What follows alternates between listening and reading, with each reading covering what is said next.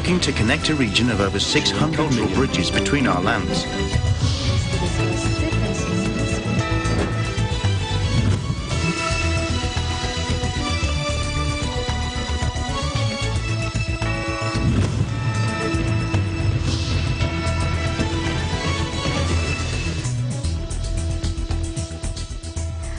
Hello, I'm Alma Angeles, and we're moving to the next stage of the pandemic. As the world resets to the new normal, we find ourselves seeking the right balance between health and livelihood, constantly adjusting the boundaries between liberty and responsibility.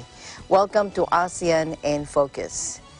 First in the program, we would like to welcome to the program Philippine Ambassador to New Zealand, Cook Islands, Fiji, Niue, Samoa, Tonga, His Excellency Jesus Gary Domingo. Welcome back to the program, Mr. Ambassador. Thank you for joining us. Okay. Thank you, Alma. Kia ora. Magandang hapon sa inyong lahat. And greetings from Wellington, New Zealand. Mr. Ambassador, the Health Ministry in New Zealand said there have been no new cases of COVID-19 reported in New Zealand today for the second day in a row. Ano bang strategy nyo dyan at nagiging successful kayo sa pag-defeat ng spread of the coronavirus? Well, magandang tanong yan. In New Zealand, we have, well, generally, the New Zealand governance, the quality of governance is napakaganda. And we have one of the most outstanding prime ministers in the world, Ms. Jacinda Ardern. So I think what really were the ingredients of success is one is that the lockdown measures were undertaken quite early in March. And but really, actually, since, as I'm mentioning, governance is very good, not just the government, but also the population as a whole was very cooperative. And the communications to the people of what to do, what not to do was made very clear. So again, early lockdown, strict but fair measures and firmly implemented, and cooperative attitude of the New Zealand people. So yung aming lockdown measures are expressed in terms of alert levels. So the highest was the 3. Ngayon, bababa kami sa level 2 starting tomorrow. So that means we can return to work, basically. Stores and shops are open, but limitations on how many people can gather in one place. There still has to be social distancing.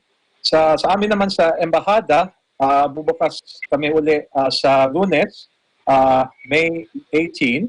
So, however, to avail of the services of the embassy, kailangan mag-book by appointment. And pagpasok niyo sa embassy, kailangan nakamask kayo. We are only, however, offering limited services, passporting and legal documentation. The NBI clearance, hindi pa namin ma-offer because NBI is still closed sa atin. So again, we ask kababayan to monitor our Facebook and embassy web pages, Philippine Embassy, Wellington, New Zealand, for the latest, and also how to book for our services. How is our Filipino community now? Any update po, Ambassador? From the last time we talked, you were able to, you were instrumental in repatriating 183 Filipinos from New Zealand to the Philippines. Any updates, sir? Yeah, thank you. That's actually it was 60 who were repatriated, but 183 had expressed interest. Okay.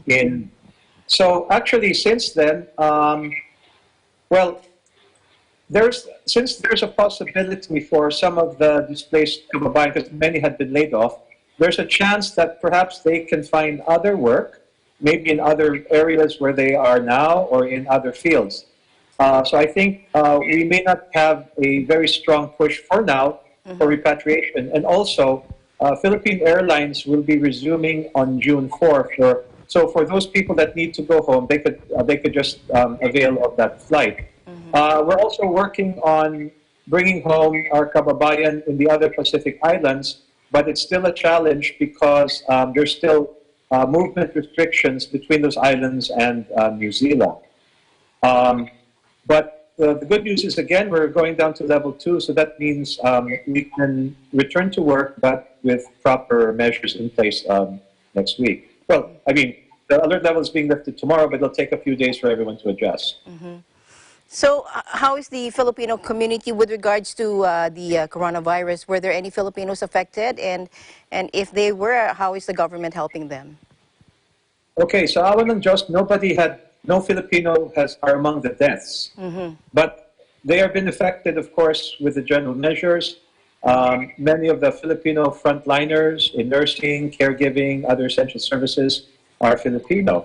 And so, like around the world, Filipino frontliners have earned the respect, well, gotten the respect and appreciation of our communities. But the most the heaviest effect has been, there have been quite a number of layoffs, especially in the hospitality industry, and in particular the Queenstown area. So Queenstown is like the Baguio, or one of the most popular resorts of New Zealand, and we have several hundred kababayan who will probably be displaced. So the assistance we've been giving, number one, is this is a global program of the Department of Labor and Employment, the ACAP one-off $200 assistance. And our POLO, our Philippine Overseas Labor Office, has been very busy processing claims. But the conditions are quite clear, quite firm, that you can avail yourself of the assistance provided you have been laid off and not have gotten assistance from your employer or government. So some have, been not too happy with many documentations to be indicated, but really we need to prove your eligibility for that. So we've had around 50 so far who've been able to claim, and we expect more. Also, we inform our kababayan what is the available assistance, and one immediate is food. Since many have been laid off, not having a salary, food, of course, is immediately of need. And so on one hand, the Philippine Embassy works with the Filipino community in supplying food packs, but since the New Zealand government and local and central, as well as churches, NGOs, have been also providing food through food banks, we refer and we post information on how they can avail themselves of that assistance. Also, landlords have been instructed that they cannot expel their tenants, so that's a big relief because, again, many Filipinos would be affected potentially by that. Also, just recently, we've had actually some discussions with employers, with cities, NGOs, to see what are the possibilities of Filipinos finding other jobs in other parts of the country or in other fields for those who have been displaced. But most importantly, we ask kababayan to check our Facebook page and our website, and we have pwede kayong mag-log in, pwede kayong mag-fill up ng form para malaman namin kung kailangan yung ayuda or other assistance, repatriation. Kasi importante mag-register sa amin through our websites or through our Facebook page. Okay, so yesterday, as you were saying, yesterday I was able to talk to Ms. June Ranson, the chair of New Zealand Association for Migration and Investment, also the managing director for Woburn International, and she said that Filipinos there have a very good reputation for being hard workers, but she said nga it's inevitable that there would be casualties for the migrants, for Filipinos working out there. So she also said that New Zealanders who lost their jobs will, of course, be prioritized. And so that is how you are helping the Filipino workers who will lose their jobs. So they just have to check the website and, as you said, and you can assist our Filipino community there who lost their jobs. Yeah. But can they go back to work, if ever? Would that be a problem? Yes, we're going back on tomorrow, but we'll be starting offering our services to the public on next Monday. But again, the public will have to register online. Okay. So, sir, any message to our kababayans watching you right now? Well, before I give that, I'd also like to Yes. inform ASEAN in Focus that we have an exciting online program Oh, linking all the yes. ASEAN countries. And we partnered with, if you're familiar with Rotaract, the Youth and Young Professionals Wing of Rotary International, there's a new network called Rotaract One ASEAN, and that's a network of ASEAN country-based Rotaract clubs. And we are going to hold an online session, like an online version of a conference that we actually held at New Era University 2 years ago, of the Department of Foreign Affairs Youth Platform, the Diplomatic League. So we held that at NU. Well, normally we hold our big summit at the DFA, but also we've had regional and university-specific conferences, like in New Era in 2018 and 2019. Last year we were at St. Louis University in Baguio. We've also were in Cebu with USJR. So we'd like to partner with New Era University and Great. Eagle Broadcasting and ASEAN in Focus for this program, and I'll update you on how that will work. Oh, thank you, So sir. otherwise, Yes. thank you. We look forward to partnering with you on that. We do too. Thank you. We also, I mean, kababayan, again, as I mentioned, kia kaha, stay strong. Please check our website and our Facebook page for developments. Now, things are tough, but there's always hope. So in the meantime, just, although they're going back to work, still observe social distancing and follow the guidelines of the government and stay safe. Kia kaha, maraming salamat po. Thank you, Ambassador. Thank you so much for your time. We really appreciate it. Thank you very much. Okay, walang anuman. All right.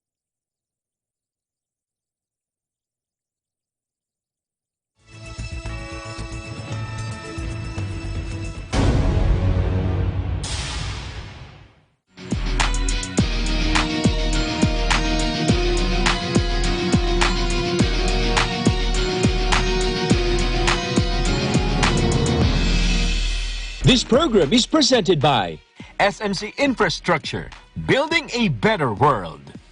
Sanmig Sugar-Free White Coffee, puno ng white coffee taste without the sugar, kaya lower calories. Try mo na, Sanmig Sugar-Free White Coffee. Sarap ng white coffee, now sugar-free. Vet-approved Nutri-Chunks, the only premium dog food with active boost for optimum energy and prebiotics that help strengthen immunity. Just like Catherine Bernardo, gawing listo ganado ang fur babies nyo. Listo ganado sa Nutri-Chunks. Co-presented by Kubert, expert in air conditioning and electromechanical. Also engaged in structural, electrical, fire protection, plumbing, and sanitary services. Kubert, your ultimate MEPS and air conditioning solutions. Vita Herbs Philippines Green Coffee. Masarap, mabango, at healthy pa. Canrib Corporation, your ventilation and air conditioning specialist. New San Jose Builders Incorporated. Unlad Incorporated International, fight against global poverty. In participation with Rain or Shine Elastomeric Waterproofing Paint. Colorful protection for your home. Matimco. Matimco is wood. Wood is Matimco. Our Square Variables Incorporated, your trusted UPS supplier and UPS maintenance provider in Luzon, Visayas, and Mindanao. CompuZell Computer Services, ID card and lanyard manufacturer. Saisho International Trading Corporation. DN Steel. EMAC UPVC Roof Corporation.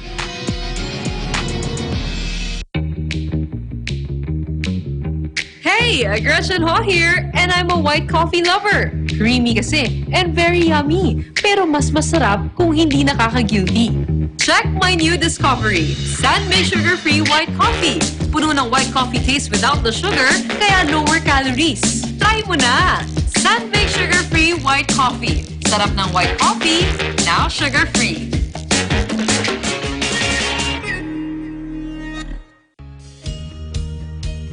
Skyway Stages 1 and 2, the elevated toll road system project, run from a section of the South Luzon Expressway from Alabang to Magallanes, Makati. The Skyway Stage 3, is an elevated expressway connecting the South Luzon Expressway through the existing Skyway Stages 1 and 2 to the North Luzon Expressway via Balintawak. Skyway Stage 4 is an 80-kilometer mixed elevated and at-grade toll road that will connect the existing Skyway system starting from the FTI section all the way to Bulacan. Listo at ganado ang baby ko sa vet-approved Nutri-Chunks. With active boost and prebiotics na pampalisto. Made with real meat, with essential nutrients to help them grow healthy and happy. Listo, ganado sa Nutri-Chunks. Ikaw lang ang star ng buhay ko. Para sa akin, perfect ka. Ibang klase ang sarap ng corned beef mo. Ang cheesy ng corned beef mo. Pag Star Chunky Cheese Corned Beef, sarap ng corned beef, inangat pa ng real cheese cubes. Kaya perfect ang sarap. Star Chunky Cheese Corned Beef.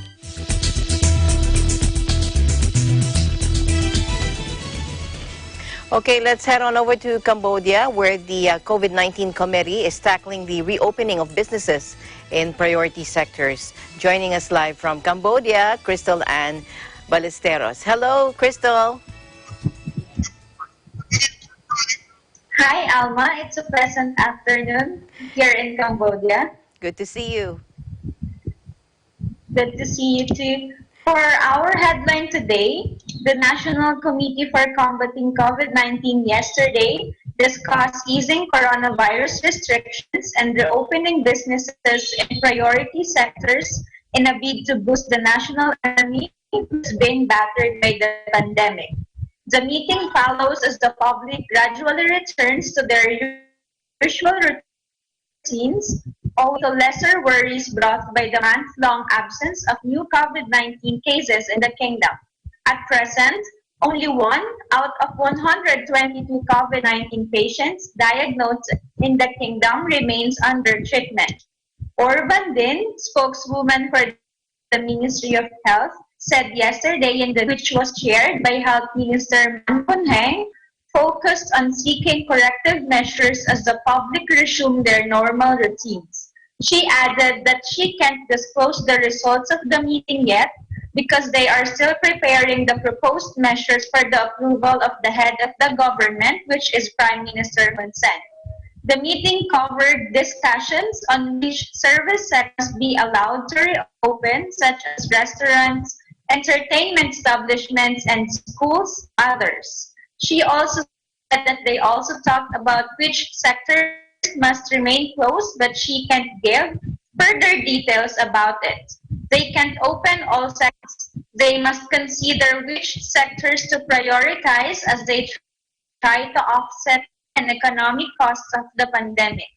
As the government works a way to recovery from the pandemic, Ms. Van Den said it necessary for everyone to do his or her part in preventing a second wave of coronavirus outbreak. There are 3 important measures that must be practiced: regular hand washing, wearing of protective masks, and observing social distancing. Adding the adoption of strict measures of entering visitors to the kingdom via border checkpoints and airways was also discussed to prevent a second wave of an outbreak in the country. According to the chairman of Cambodia Angkor Air, that local traveling by air will take at least 1 year to recover after the pandemic ends. Tekret Samrak, chairman of Cambodia Angkor Air, told Kamay Times that it was affected by the COVID-19 pandemic. Angkor Air provided just 1 flight within 2 days between Phnom Penh and Siem Reap. The national flag carrier Cambodia Angkor Air has said that it has its resources to immediately resume operations once the pandemic is under control. We have seen some businesses have resumed operations, but they have to follow the measures and guidelines released by the Health Ministry, especially sanitation and hygiene practices. At this time, it's difficult to say when all sectors will reopen. Everything is still under consideration waiting to see how the situation will unfold. All right. Thank you very much, Crystal, for all your updates. We'll see you again soon. Sooner, I hope. Thank you so much for your time. Much appreciated. Thank you, Alma. Reporting live here in Cambodia, I am Crystal Ann Ballesteros, and we live in interesting. To Malaysia now, the Immigration Department has nabbed more than 1,000 illegal immigrants. Plus, Malaysia fears a second wave of infections. That and more from Ruby Tinawin. Hello, Ruby. Hello, Alma. Good afternoon. Good afternoon. How are you Yes, doing? for the latest news here Yes. in Malaysia, a total of 1,368 illegal immigrants, including children, were detained by the immigration departments in raids carried out at the Kuala Lumpur wholesale market yesterday. This is the second major raid on a foreign worker enclaved by the Malaysian authorities amid the movement control order. Immigration Director General Datuk Khairul Dasaimi Daud said in the operation that a total of 790 Myanmar nationals were arrested, followed by 421 Indonesians, 78 Bangladeshis, 54 Indians, 6 Pakistanis, and the rest were of other nationalities.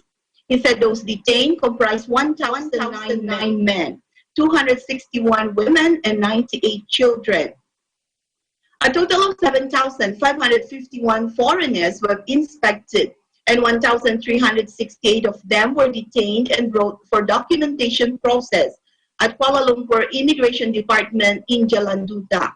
Khairul Dasaimi said the area became the focus point of many foreigners, with majority of them working at the wholesale market, adding that all detainees were tested negative for COVID-19. He added that among their offense include not having valid identification document, overstaying, in possession of fake documents, and other offenses under the Immigration Act. So he also said detainees would be investigated and deported back to their countries after they had served their sentence and will be blacklisted from entering Malaysia. The Dasaimi said a total of 1,136 officers and personnel from various agencies were involved in the operations, which covered areas in the north of Kuala Lumpur city center, which were placed under enhanced MCO.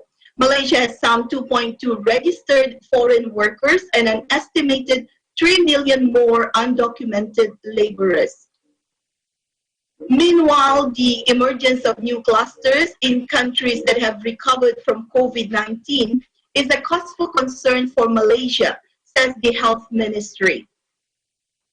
Health Director General Dr. Nur Hisham Abdullah has called again for Malaysians to come together and observe social discipline strictly in order to break the chain of COVID-19 in the country. He said at the ministry's daily COVID-19 press briefing yesterday that many countries are worried about the possible emergence of COVID-19 second wave, and Malaysia is equally worried. He added Malaysia has done well to reduce the number of cases in the country during the first phases of the MCO, but the onus is not on the government alone, but on the public and each individual as well. He stressed that social compliance and discipline is important, and compliance with the SOPs introduced by the Health Ministry can help bring down the graph further. He was asked about the emergence of the COVID-19 cluster in China and South Korea, which has sparked global concern about the possibility of a second wave of the coronavirus outbreak. Dr. Nur Hisham, however, expressed his faith in Malaysians keeping their discipline throughout the conditional MCO period. He said, and I quote, "We have to make history. If we want to be successful, if we want to break the chain of infection, we have to come together as one. If all of us put in our effort, I am sure we can do it. Malaysia boleh." The city of Wuhan, the epicenter of the COVID-19 pandemic in China, has reported its first cluster of infections since lifting its lockdown a month ago. South Korea also reported a new cluster traced to Seoul's nightlife district, which has resulted in the country's highest spike of cases in recent days. Now, in other news, an oil exploration vessel contracted by Malaysian state energy company Petronas that was involved in a standoff with a Chinese survey vessel in the South China Sea left the disputed waters on Tuesday, according to three security sources and the vessel operator. Petronas has been conducting exploration activities near an area claimed by Malaysia and Vietnam, as well as by China since last year. In mid-April, the Haiyang DZ-8, the Chinese government survey vessel, started operating in the area, escorted by Coast Guard and China Maritime Militia vessels. 3 American warships and Australian frigate conducted a joint exercise near the site of Petronas' operation amid the standoff last month. The sources who did not want to be named, as they were not authorized to speak to the media, reported that West Capella, the vessel contracted by Petronas with offshore drilling company Seadrill, left the water as it has finished its exploration activities in the area. Malaysia's foreign ministry and Petronas did not immediately respond to a request for comment. Seadrill's communication director, Mr. Ian Cracknell, has later confirmed that the West Capella has left the area after completing its planned work. Data from ship tracking website Marine Traffic show the Chinese government vessel, the Haiyang DC-8, was still in the area, about 371 kilometers offshore Malaysian Borneo. The data show the vessel has been moving within Malaysia's exclusive economic zone in a hash-shaped pattern consistent with carrying out a survey, as it did during a tense standoff in Vietnamese waters last year. The Washington-based Asia Maritime Transparency Initiative has said a China-Malaysia standoff has been going on for months. China has denied reports of a standoff, saying that the Haiyang DZ-8 was just conducting normal activities. The incident prompted the United States to call on China to stop its bullying behavior in the disputed waters. China claims almost all of the energy-rich South China Sea are also a major trade route. The Philippines, Brunei, Vietnam, Malaysia, and Taiwan have overlapping claims. The United States has also accused China of taking advantage of the destruction of the coronavirus pandemic to advance its presence in the South China Sea. A Chinese Foreign Ministry spokesman last month accused U.S. officials of smearing Beijing. Back to you, Alma. All right. Thank you very much, Ruby, for all that update. And we'll wait for more updates over there in Malaysia. Thank you so much for your time. Much appreciated. Yes, reporting live here in Kuala Lumpur, Malaysia. This is Ruby Tinawin. We live in interesting times. And China delivered more medical supplies to Thailand. That and more from our EBC correspondent in Bangkok, Aaron Blue Calleja. Hello, Aaron. Hello, Aaron. Hello, Alma. Sawadee Kap. Welcome to the program. Thank you so much. And thank you to all our viewers and listeners. Okay. For this news update, China has delivered another batch of medical supplies for use in the continuing fight against the COVID-19 pandemic. The Deputy Defense Minister Chen Mongkol said on Tuesday. Yang Xin, Chargé d'Affaires at the Chinese Embassy, and General Chai Chang attended a ceremony to take delivery of the medical supplies at the Air Force's Wing 6 on Don Mueang district of Bangkok. General Chai Chang, who represented the Prime Minister Prayut Chan-o-cha, said that the medical supplies were worth 30 million baht and included 6 non-invasive ventilators, 10 electrocardiograms, 30 infusion pumps, 100 infrared thermometers, and 6,000 COVID-19 PCR test kits. 100,000 single-use medical face masks, 15,000 surgical masks, 10,500 pairs of medical goggles, 7,000 sets of personal protective equipment, and 120 boxes of gloves for complete nuclear, biological, and chemical protection were also given. The medical supplies will be distributed to the military hospitals and the hospitals under Public Health Ministry's jurisdiction in the southernmost province of Yala, Patani, and Narathiwat. He said both nations plan to hold a teleconference soon to allow Thai side to learn more from their Chinese counterparts regarding COVID-19 containment. And as of now, Wednesday, May 13, 2020, there are no additional cases and deaths here in Thailand. So the business will be back to normal this Sunday. The malls will starting to open, just following the government guidelines for the new normal. So Alma? All right. Thank you very much, Aaron, and to our Thailand Bureau. And we look forward to hearing from you again tomorrow. Thank you so much Thank for your you. time. Keep Okay, the updates thank you. coming. So reporting from Bangkok, Thailand, this is Arvin Luke Calleja, and we live in interesting times. To Australia now, where the country has unveiled a three-step plan to ease restrictions. Diana Pedro from our Sydney Bureau reports.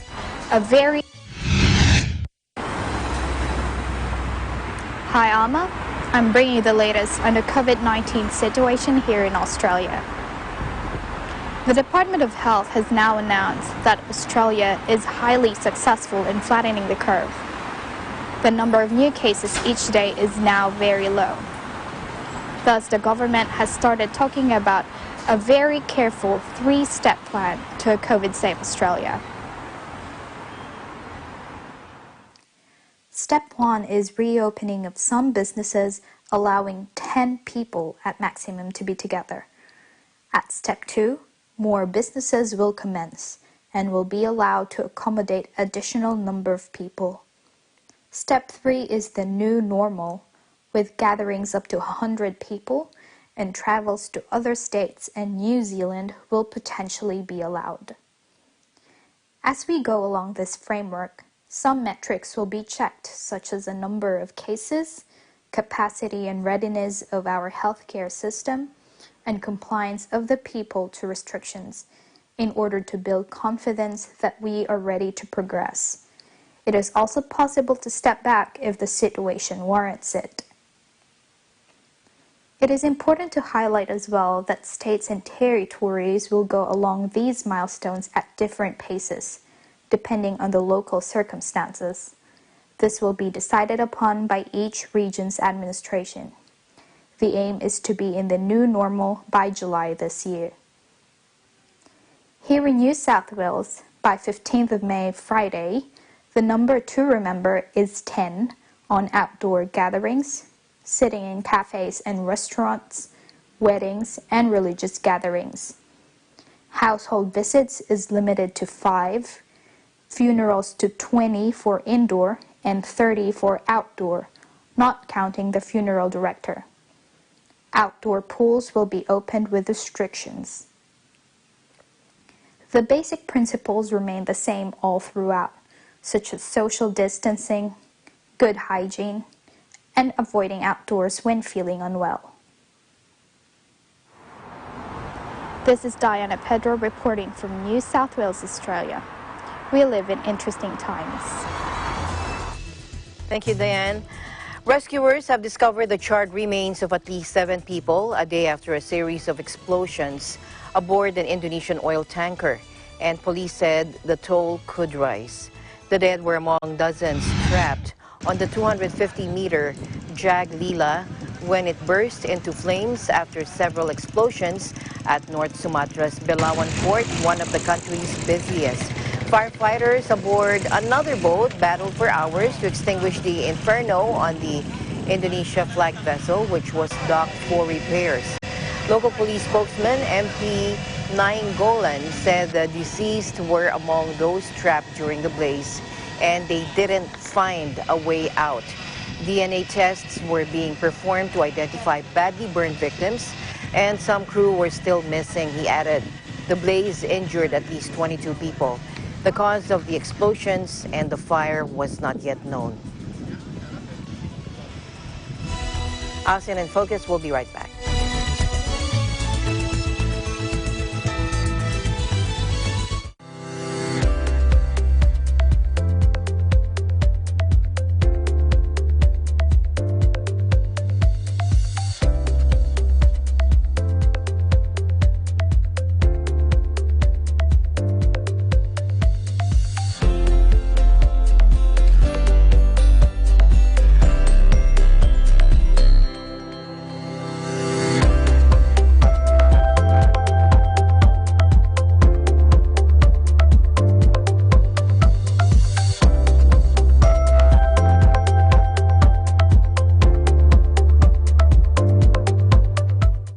Iba't iba man ang pinanggalingan, iisa lang ang pinangahawakan.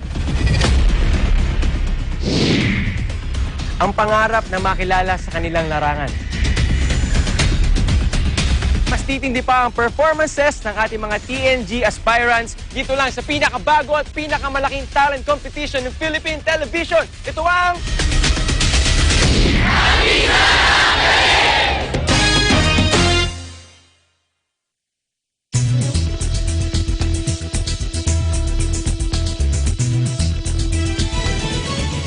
To Manila now, during the Interagency Task Force for the Management of Emerging Infectious Diseases meeting, Finance Secretary Carlos Dominguez III laid out a plan for reviving the Philippine economy. Let's listen in.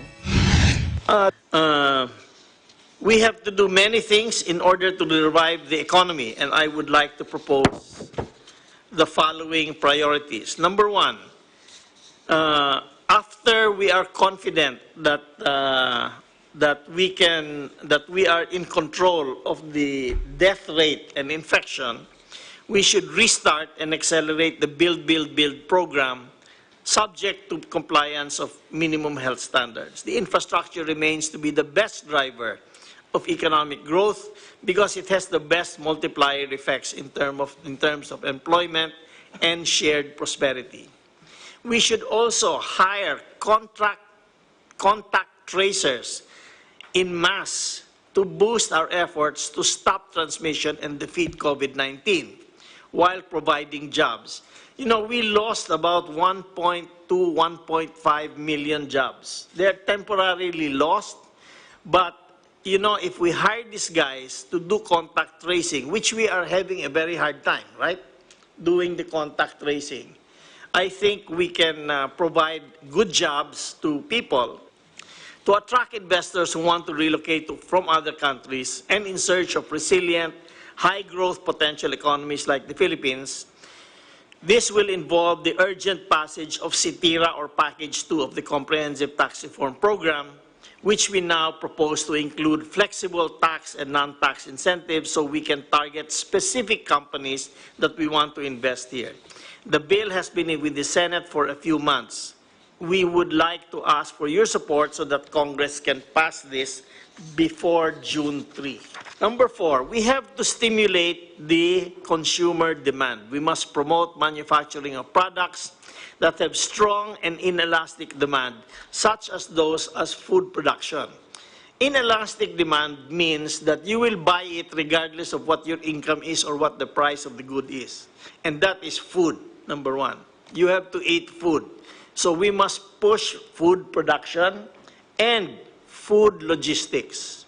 We must be able to get the food here cheap. We must be able to store the food so that the fresh food, so it will last. We would also like to support the whole value chain for the food products, including food markets for efficient distribution, similar to fruit and vegetable markets established many years ago in Japan. The Duterte administration's economic team and our legislators are finalizing an economic recovery program that will help us combat the pandemic and provide industries, especially micro, small, and medium enterprises, the assistance they need to get back on their feet and our fellow Filipinos back to work. So, Mr. President, our real problem is that the people are not buying things. So we must, because their incomes have gone down, so we must provide them the means of buying things. Because if they don't buy things, it's useless to help the companies. So we have to stimulate demand, and that's through build, and push food production. Now, Malacanang also said resuming the implementation of the national government's ambitious build infrastructure projects and easing the monetary policy would contribute to the faster recovery of the Philippine economy. In a virtual presser aired on state-run PTV4, presidential spokesperson Harry Roque expressed optimism about the country's economic recovery. Again, let's listen in. So ang gobyerno naman po ay merong plano. Unang-una po, bubuksan natin muli yung Build Big program natin at ito po yung tinatawag na fiscal strategy, paggamit po ng national budget para po mag-create ng economic activities. No?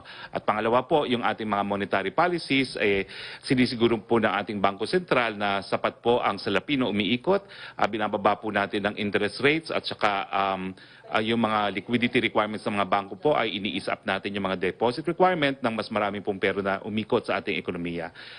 Inaasahan po natin yan, pero ang strategiya po ng ating NEDA at ng Department of Finance, magkakaroon tayo ng tinatawag na V-shape. Bababa po talaga ating ekonomiya, pero tayo po ay tataas naman at inaasahan natin na mabilis ang ating pag-recover matapos po itong mga quarantines. Indonesia is drawing up a $1 billion rescue plan for struggling national airline Garuda after the coronavirus forced the company to ground most of its planes, according to Bloomberg News.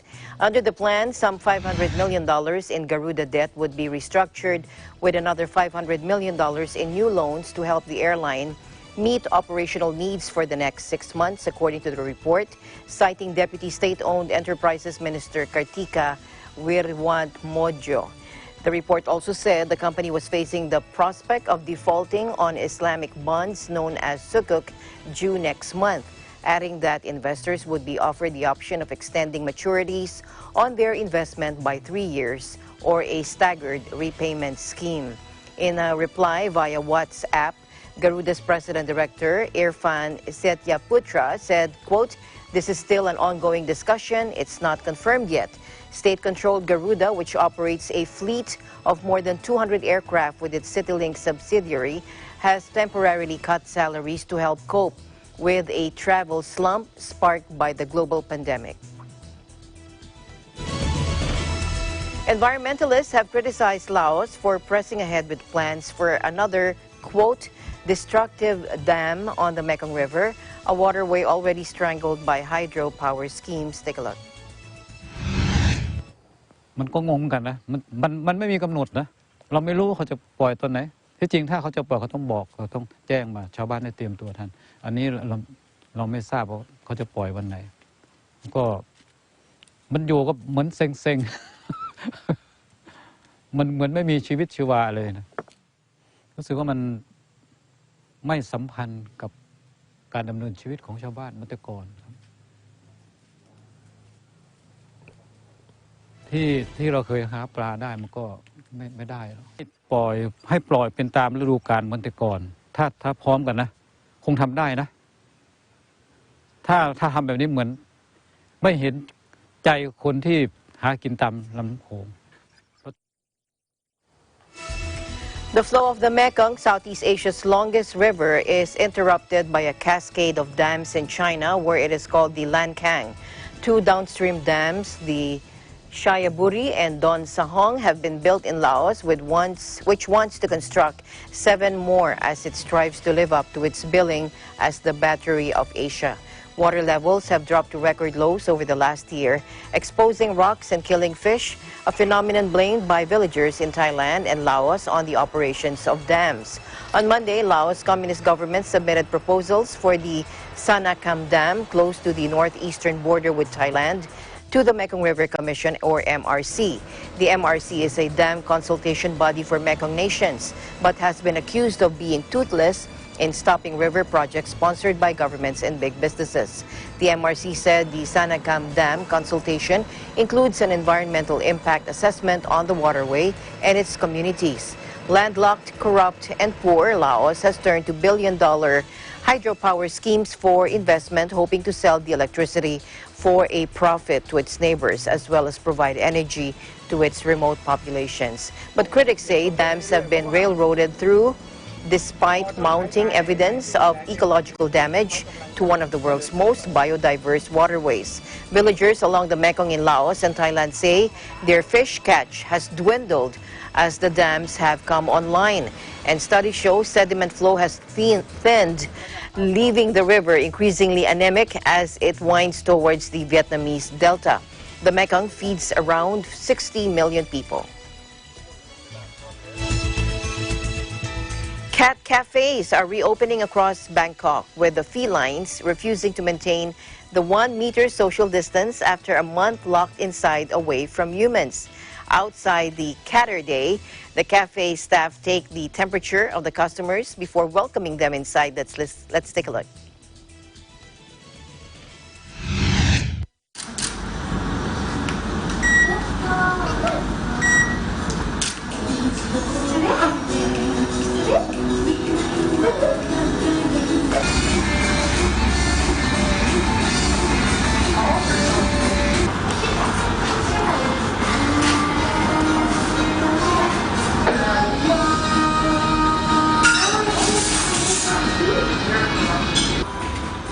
You know, staying in the house for a full whole month is pretty stressful. But coming here, the day that I could come to this cafe is pretty much in the outer world. You know, the other feelings. You finally break the chain and come to the place that you wish to come.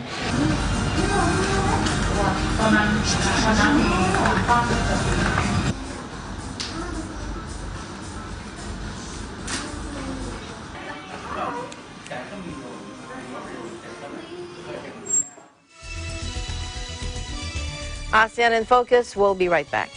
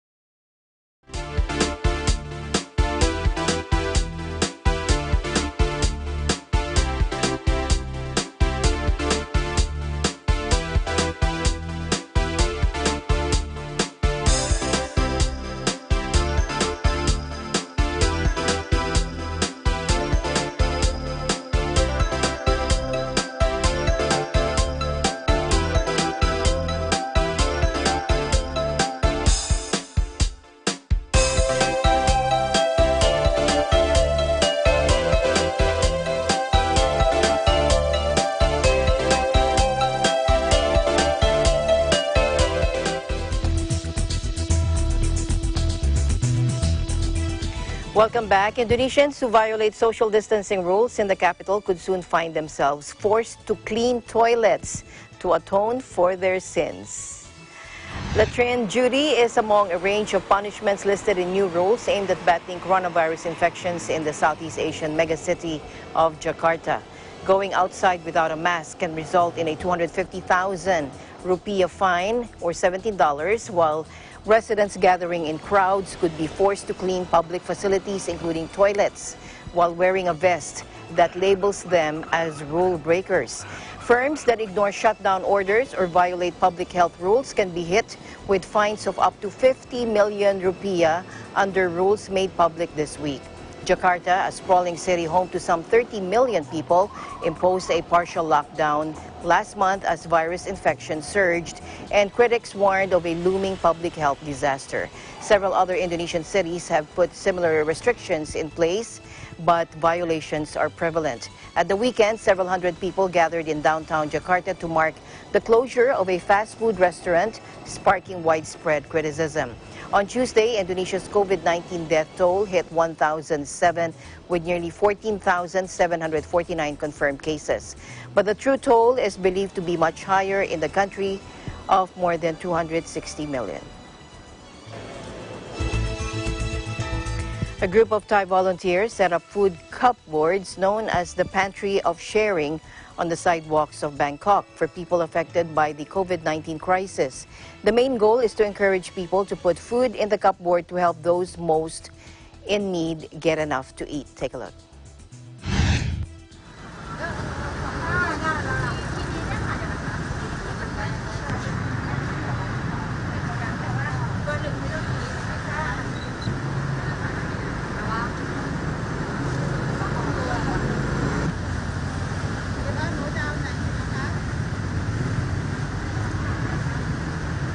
ดีใจนะคะเพราะว่าช่วงเวลาที่เราก็ตรงงานอยู่พอดีค่ะก็เลยแค่อาหารเช้าหรือว่าอาหารกลางวันมื้อหนึ่งสามารถที่เราดำเนินการไปได้ก็เราก็รู้สึกดีใจแล้วก็ประหยัดไปด้วยนะคะ